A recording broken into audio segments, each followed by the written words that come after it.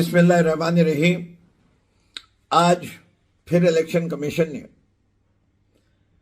हमारे बल्ले के निशान के चैलेंज किया है कि पाकिस्तान तहरीक इंसाफ को बल्ला नहीं मिलना चाहिए।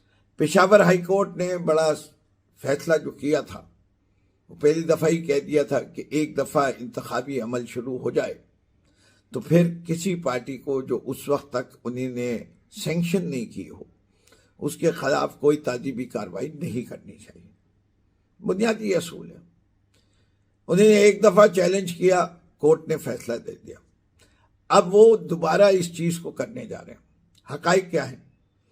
पाकिस्तान तहरीक इंसाफ इस वक्त पाकिस्तान की सबसे मकबूल पार्टी है। चलिए, आप मकबूल तरीन नहीं कह रहा, मैं मकबूल पार्टी कह रहा हूं। जबकि हम मकबूल तरीन हैं। इस वक्त पाकिस्तान में पीटीआई की popularity percentage is ranging between 60 and 70% है हर सर्वे में, और उसके बाद आगे पीछे कुछ नहीं है। इसे के बाकी सब 30% है। तो डिसइनफ्रेंचाइज क्यों किया जा रहा है पीटीआई को? सिर्फ इस तरीके से ये प्री पोल रिगिंग क्यों की जा रही है?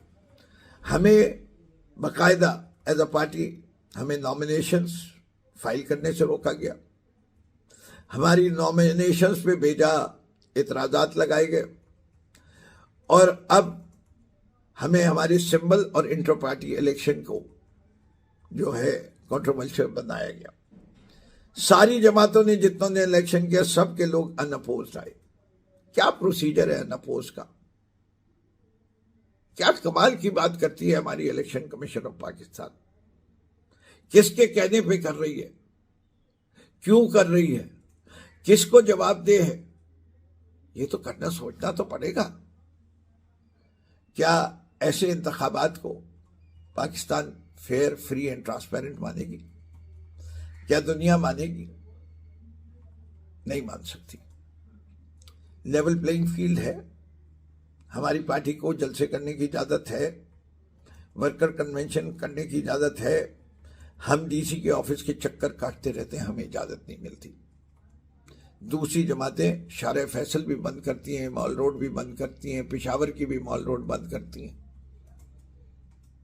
लेकिन पीटीआई को जमा होने की भी इजाजत नहीं है। हम वर्चुअल जलसा करें तो इंटरनेट सर्विसेज डाउन कर दी जाती है।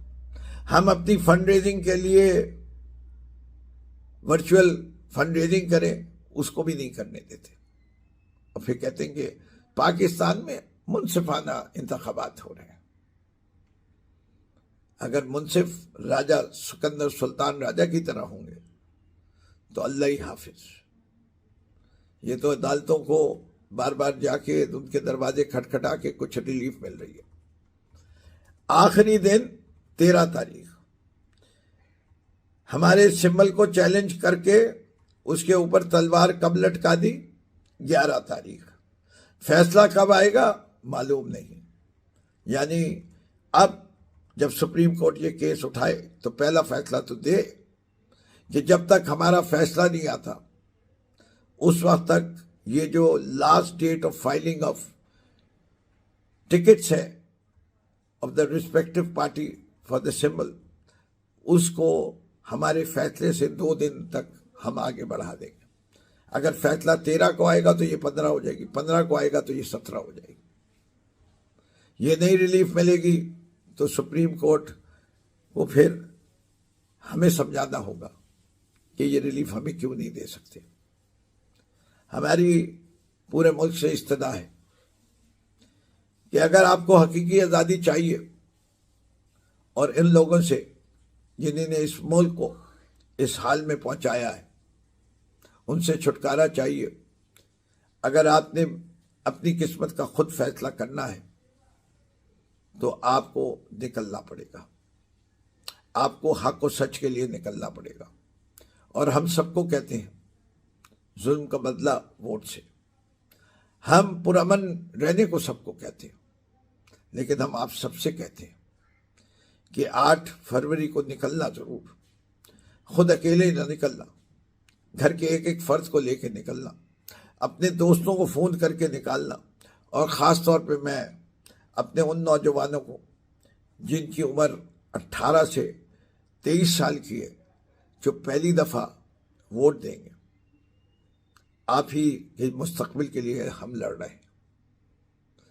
आप जिस जमात को समझते हैं कि वो आपके मुस्तकबिल का बेहतर ख्याल रख सकती है, जो दयानतदार और ईमानदार है, जिसका सब कुछ पाकिस्तान में हो, जो पाकिस्तान के लिए जीते और मरते हो, जो ज़रा से झूठ बोल बोल के बाहर ना जाते हो, जिनके बड़े बड़े महल्लात बाहर हो ना, जो पाकिस्तान में अस्पताल बनाते हैं और सब कुछ जो उनका है वो इसी मुल्क में लगाने के लिए वक्फ भी कर जाते हैं, उनको वोट दीजिए। हम वो हैं जिन्होंने इस मुल्क को मुतवातिर 2 साल 6% तरक्की दी, जो कि तारीख में 17 साल बाद हुआ था। हम वो हैं जिन्होंने पाकिस्तान की एक्सपोर्ट्स बढ़ाई। हम वो हैं जिन्होंने पाकिस्तान की को टूरिज्म की डेस्टिनेशन बनाया। हम वो हैं जिसको के क्लाइमेट चेंज पॉलिसीज को बरतानिया के वजीर आजम ने कहा कि I would like to adopt them. हम वो हैं जिनको सारी दुनिया ने सराहा कि कोविड के दौरान जिस तरीके से पाकिस्तान ने कोविड को डील किया, उसमें हम पहले और दूसरे ममालिक की फहरिस्त में पहले या दूसरे नंबर पे आते। हम पे महंगाई का इल्ज़ाम था, हम खुद भी परेशान थे उस महंगाई से, लेकिन वो महंगाई हमने जिस तरह कंट्रोल करके रखी थी, इसे क्या जो तबाहियां ये मचा चुके थे, तो हम तो 12% पे थे। ये जो माहिर थे, जो पंजाब के सुपरमैन थे, जो मिस्टर फैंसी फाइनेंशियल विज़र्ड थे, इसाक डार साहब, जिनके बच्चों की तमाम दौलत दुबई में है, दूसरे की जो इनके समधी हैं उनके बच्चों की दौलत लंदन में है, उन्होंने तो डॉलर को 200 से भी नीचे लाना था, 300 से ऊपर पहुंचा दिया। उन्होंने तो इस मुल्क को जो तरक्की 6% थी उसको नेगेटिव 0.42% पे ले आए। जिस खजाने में $17 बिलियन छोड़ के गए थे उसको 3 बिलियन तक ले आए। और सारा इल्ज़ाम पीटीआई पे कि IMF के हमने एग्रीमेंट में ये कर दिया और वो कर दिया।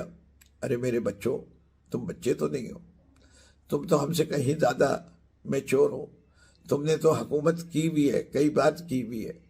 क्या तुम्हें अंदाज़ा नहीं हो रहा था कि जिस जगह पीटीआई ले आई है उसके बाद मुश्किलात क्या होंगी? तो तुमने क्यों इतने अरसे हुकूमत की? फ़ौरन इंतखाबात करा देते। यही तो पीटीआई भी मांग रही थी कि फ़ौरन इंतखाबात करा दो। चलो आज भी फेयर एंड फ्री इलेक्शन करा दो, दूध का दूध पानी का पानी हो जाएगा। हमें यकीन है कि अब तुम पाकिस्तान के अवाम को बेवकूफ़ नहीं बना सकते। मौरूसियत सियासत को पीटीआई ठुकरा चुकी है, इमरान खान ठुकरा चुका है। इमरान खान ने साबित कर दिया बैरिस्टर गौहर को चेयरमैन बना के कि पीटीआई मौरूसियत के खिलाफ है, पीटीआई औरतों के हकूक़ के लिए खड़ी है, पीटीआई अपने नौजवानों के बेहतर मुस्तकबिल के लिए खड़ी है। पीटीआई इस चीज़ पे यकीन करती है कि लैपटॉप देने से बेहतर है कि स्कूलों की तालीम को बेहतर किया जाए, खानगी की शरह को बताया जाए। पीटीआई का सेहत कार्ड दुनिया की में इसे ने सराहा है कि ये ज़बरदस्त काम किया गया है। तो आपको कितनी चीज़ें मैं गिनाऊं पाकिस्तान तहरीक इंसाफ की। आज लोग हमें ऐसे ही साथ नहीं देते। आज हमारी मकबूलियत 70% की इसलिए है कि हमने ये बता दिया कि इस मुल्क की ज़बूहाली के पीछे वो सब लोग हैं जिन्होंने इस मुल्क के आइन को पामाल किया, जो इस मुल्क के अंदर आइन की हदूद में रह के काम करना नहीं चाहते। वो सब लोग हैं जिन्होंने अपने इख्तियारात आइन से बढ़कर इस्तेमाल किए। हमें अगर तरक्की करनी है तो हमें अपने इस आइन को इज्जत देना पड़ेगा और हमें अपने कानून के सामने अमीर गरीब ताकतवर कमज़ोर सब बराबर होने चाहिए। ये नहीं कि एक साहब सदा याफ्ता लंदन चले जाएं एक 700 रुपये की गारंटी के पेपर पे और उनके भाई वजीर आज़म बन जाए और वो उनको बुला ना सके, और वो भाई जब आए वापस तो गो के सजा याफ्ता है। सिर्फ सजा याफ्ता नहीं है, एब्सकॉन्डर है, मफरूर है और उनके ऊपर बेतहाशा केसेस हैं जो सिर्फ पीटीआई के दौर के नहीं है, जरदारी साहब के दौर के भी हैं। सिर्फ जरदारी साहब के दौर के नहीं है, मुशर्रफ साहब के दौर के भी हैं। तो पीटीआई पे तो फजूल का इल्जाम लगाया जाता है, लेकिन इन्होंने कानून तब्दील किया। कानून तब्दील करके कानून को ऐसा कर दिया कि ये कभी पकड़े ना जाए। अब ये हर केस में बरी हो गए, साफ सुथरे हो गए। इस मुल्क की अदालतों का मजाक उड़ाते हुए, इसके फॉर्मर जजेस का मजाक उड़ रहा है। तहजीक हो रही है पूरी दुनिया में कि ये कौन सी अदालतें हैं जो 6-7 साल पहले एक फैसला देती हैं और नए जजेस आते हैं और वो कहते हैं कि वो पिछला फैसला गलत था। कानून को मजाक बना दिया गया। पाकिस्तान के वकार को सख्त ठेस पहुंचाई गई है। मैं एक दफा फिर कहता हूं इलेक्शन कमीशन को कि हमारे साथ जुल्म करना बंद करे। पाकिस्तान